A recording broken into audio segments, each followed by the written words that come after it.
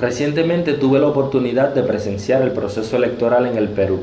Fui invitado junto a varios miembros de la sociedad civil cubana por el Instituto Político para la Libertad, IPL, del 5 al 13 de abril a la ciudad capital, Lima. Antes de llegar, había visto en las noticias que las encuestas daban por favorita a la candidata del partido Fuerza Popular, Keiko Fujimori, seguida de Pedro Pablo Kuczynski, del partido Perú por el Cambio, muy conocido por sus siglas PPK, quien aventajaba por muy pocos puntos a la candidata Verónica Mendoza del partido Frente Amplio. El segundo día en el país andino asistí al meeting de cierre de campaña en la capital del partido PPK. Para un cubano del interior de la isla que no está acostumbrado a participar en eventos de este tipo, esto despierta muchas sensaciones. En primer lugar, estar en un evento político con miles y miles de personas sin que éstas sean obligadas a asistir allí te hace sentir un mayor anhelo por la democracia. También pude percibir que había mucha conexión entre las personas que estaban allí y el candidato. Ahora bien, lo que también percibí es que no había mucha conexión entre las personas que estaban allí y el plan de campaña del candidato. Más tarde, leyendo algunos periódicos, corroboré mi percepción y estos decían que los debates se habían centrado más en descalificaciones personales que en exponer los principales problemas que afronta el país en ese momento. El momento más importante sin duda fue el día de las elecciones. Ese día visité varios centros de votación y le hice algunas entrevistas a varias personas del pueblo que quiero compartir con ustedes. ¿Qué le han parecido las elecciones? Es decir, el proceso, ¿no? Todo es un chiste. Un chiste. Es un chiste. Bueno, parece que se está desarrollando de forma normal. Este local en el que yo debo sufragar, Sí. veo que hay una fila o una cola inmensa. Está demasiado lento este proceso. Creo que en algunos lugares ha habido mucho desorden para este proceso electoral. ¿Cree usted en las promesas electorales? Porque todos ofrecen y no cumplen, esa es la verdad. En cambio queríamos un candidato pues que ofrezca y que cumpla todo, porque la población en verdad está de mal en peor, encima que la delincuencia ha aumentado más, la verdad que como llanta ha aumentado un montón la delincuencia.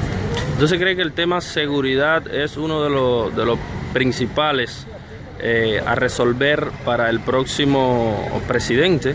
Yo creo que sí, lo primordial sería la seguridad, porque no hay seguridad en ningún lado. Tú vas, aunque sea en una zona residencial, no hay seguridad tampoco. En cuanto a la economía, ¿cómo ve? En la economía estamos peor, creo, porque no hay algunos jóvenes que quieren trabajo, no tienen trabajo.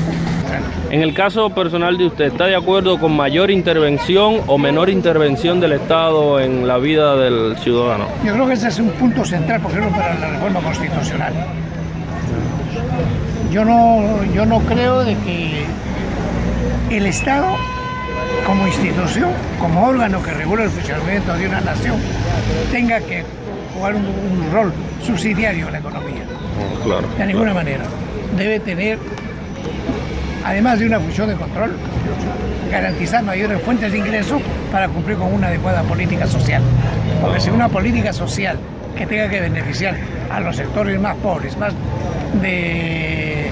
desprovistos de recursos materiales, etcétera, de salud, vivienda, no hay una política social adecuada y eso genera choques en la sociedad. Especialmente yo me he acostumbrado sinceramente a hacer mi trabajo, a buscar lo mío, y ya no me interesa lo que haga el Estado. Yo creo que yo trabajando yo lo hago. Sí, yo quisiera que bajen un poco los impuestos, que bajen los impuestos. Muchas gracias.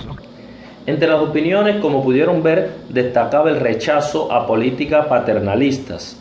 El tema más apremiante fue la seguridad y en lo económico la mayor parte de los peruanos están de acuerdo con el modelo actual, aunque admiten necesita reformas. Pero lo que más me sorprendió fue la falta de fe que manifiestan los peruanos en general con respecto al sistema político.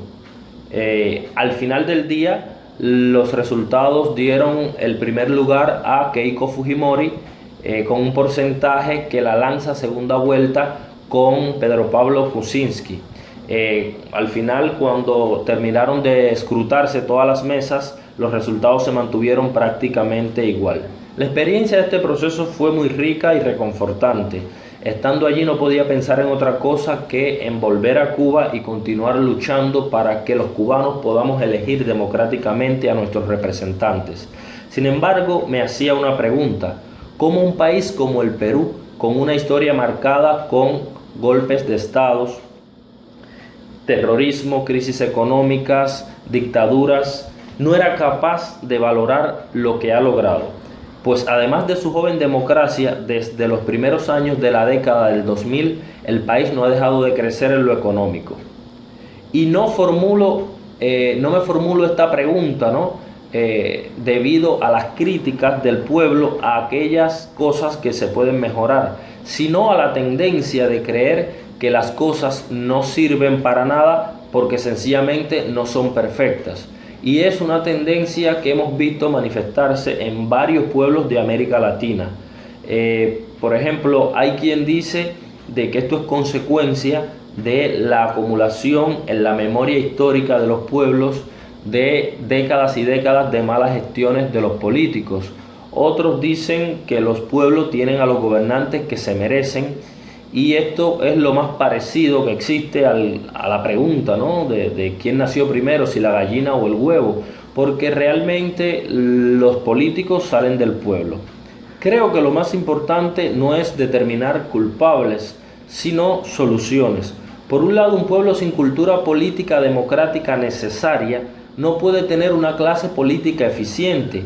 Los políticos no pueden ser objetivos ante pueblos que valoran más la escenografía del show, la tarima, la música, los fuegos artificiales, que el plan de gobierno. Por otro lado, los gobiernos que no se preocupan por garantizar a sus pueblos algo más que la posibilidad de aprender a leer y escribir, no pueden garantizar que perdure el orden constitucional democrático. Y aunque al parecer la región está superando una lamentable década de gobiernos populistas, la falta de memoria histórica, esencialmente en la juventud, podría revertir el proceso en muy pocos años.